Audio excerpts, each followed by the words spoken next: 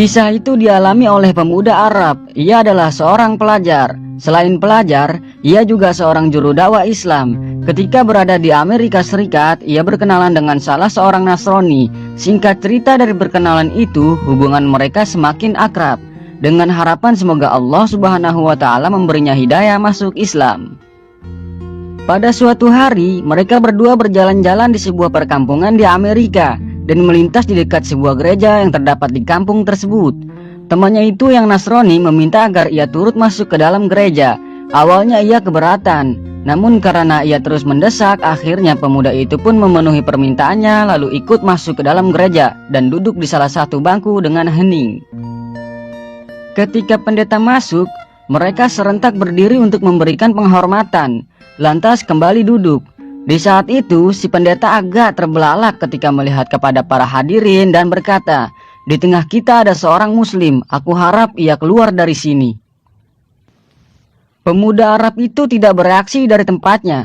Pendeta tersebut mengucapkan perkataan itu berkali-kali, namun ia tetap tidak bereaksi dari tempatnya. Hingga akhirnya pendeta itu berkata, "Aku minta ia keluar dari sini dan aku menjamin atas keselamatannya." Barulah pemuda ini beranjak keluar. Di ambang pintu, ia bertanya kepada sang pendeta, "Bagaimana Anda tahu bahwa saya adalah seorang muslim?"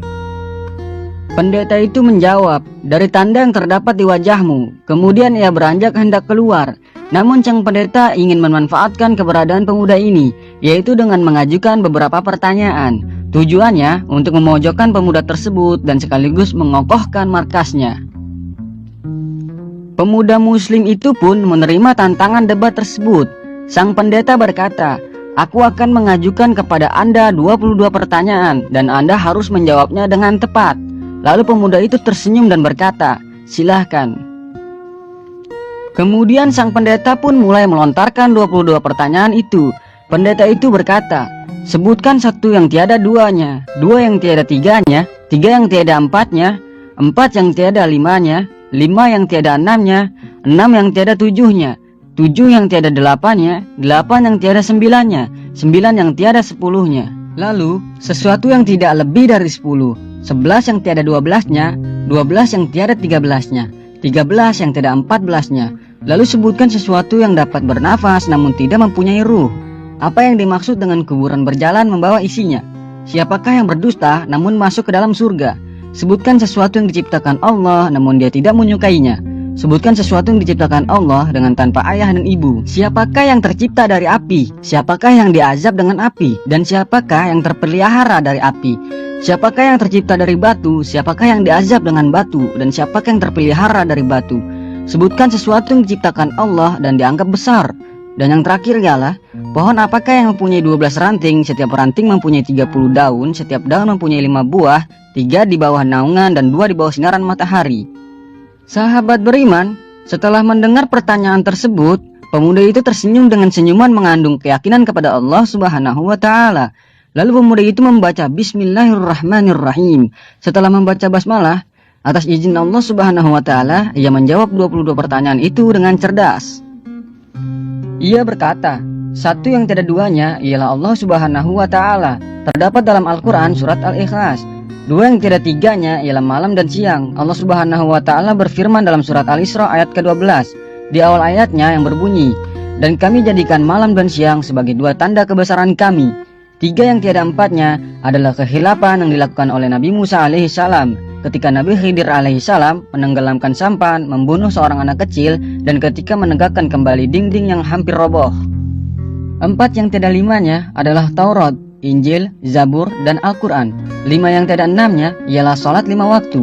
6 yang tiada tujuhnya ialah jumlah hari ketika Allah Subhanahu wa Ta'ala menciptakan makhluk. 7 yang tiada delapannya ialah 7 lapis langit. Allah Subhanahu wa Ta'ala berfirman dalam Al-Quran surat Al-Mulk ayat ketiga, yang artinya, yang menciptakan 7 langit berlapis-lapis, tidak akan kamu lihat sesuatu yang tidak seimbang pada ciptaan Tuhan yang Maha Pengasih. Maka lihatlah sekali lagi, adakah kamu lihat sesuatu yang cacat? 8 yang tiada sembilannya ialah malaikat pemikul arsy ar-Rahman. Allah Subhanahu wa Ta'ala berfirman dalam Al-Quran surat Al-Haqqah ayat ke-17, yang artinya, dan malaikat-malaikat berada di penjuru-penjuru langit, dan pada hari itu 8 malaikat menjunjung arsy Rabbmu di atas kepala mereka. 9 yang tiada 10-nya adalah mukjizat yang diberikan kepada Nabi Musa alaihi salam, yaitu tongkat, tangan yang bercahaya, angin topan, musim penceklik, katak, darah, kutu dan belalang, dan laut yang terbelah. Sesuatu yang lebih dari 10 ialah kebaikan. Allah Subhanahu wa taala berfirman dalam Al-Qur'an surat Al-An'am ayat ke-160 di awal ayat yang artinya, barang siapa yang berbuat kebaikan maka untuknya 10 kali lipat. 11 yang tiada 12-nya ialah jumlah saudara-saudara Nabi Yusuf alaihi salam. 12 yang tiada 13-nya ialah mukjizat Nabi Musa alaihi salam yang terdapat dalam firman Allah Subhanahu wa taala. Dan ingatlah ketika Musa memohon air untuk kaumnya, lalu kami berfirman, pukullah batu itu dengan tongkatmu, lalu memancarlah daripadanya 12 mata air. Surat Al-Baqarah ayat ke-60. 13 yang tiada 14-nya ialah jumlah saudara Yusuf ditambah dengan ayah dan ibunya. Adapun sesuatu yang bernafas namun tidak mempunyai ruh adalah waktu subuh. Allah Subhanahu wa taala berfirman, dan demi waktu subuh apabila fajarnya telah menyingsing. Surat At-Takwir ayat ke-18. Kuburan yang membawa isinya adalah ikan yang menelan Nabi Yunus alaihi salam. Mereka yang berdusta namun masuk ke dalam surga adalah saudara-saudara Yusuf, yakni ketika mereka berkata kepada ayahnya, wahai ayah kami, sesungguhnya kami pergi berlomba-lomba dan kami tinggalkan Yusuf di dekat barang-barang kami, lalu dia dimakan serigala. Setelah kedustaan terungkap, Yusuf berkata kepada mereka, tak ada cercaan terhadap kalian. Dan ayah mereka Yakub berkata, aku akan memohonkan ampun bagimu kepada Robku, sesungguhnya dialah yang maha pengampun lagi maha penyayang. Sesuatu yang diciptakan Allah namun tidak dia sukai adalah suara keledai. Allah Subhanahu wa taala berfirman, sesungguhnya sejelek-jelek suara adalah suara keledai. Surat Al-Luqman ayat ke-19. Makhluk yang diciptakan Allah tanpa bapa dan ibu adalah Nabi Adam, malaikat, unta Nabi Soleh, dan kambing Nabi Ibrahim alaihissalam. Makhluk yang diciptakan dari api adalah iblis, yang diajab dengan api ialah Abu Jahal, dan yang terpelihara dari api adalah Nabi Ibrahim alaihissalam. Allah Subhanahu wa taala berfirman, wahai api, dinginlah dan selamatkan Ibrahim. Al-Anbiya ayat ke-69.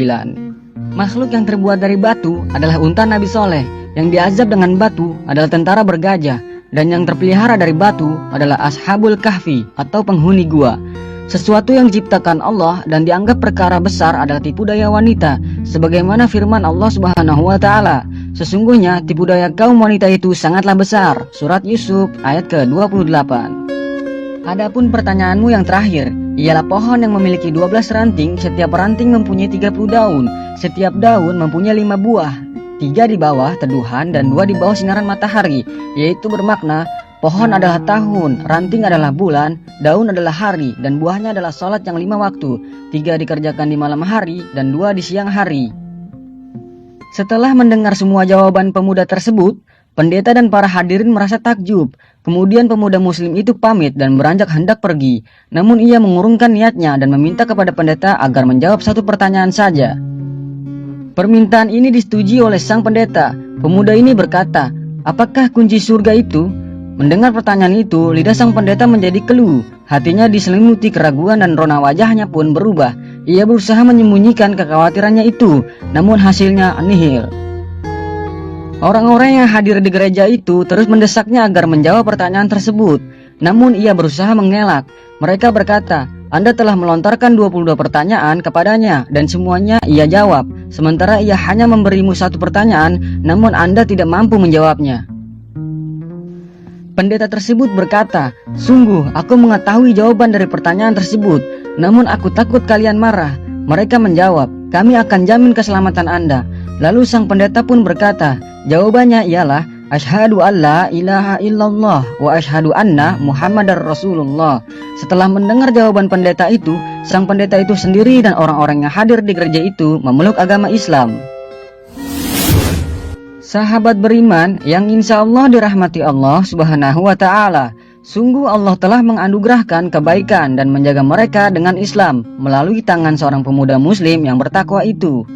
Sang pendeta itu telah mengetahui apa kunci surga itu, namun hatinya masih tertutup dan menolak kebenaran yang diyakini itu. Semoga dari kisah yang sangat dahsyat ini dapat memberikan hidayah dan hikmah kepada kita semua, dan semoga kita tetap dijaga oleh Allah Subhanahu wa ta'ala dalam keadaan Islam dan beriman mengucap kalimat syahadat di akhir hayat kita kelak. Amin ya Allah ya Rabbal Alamin.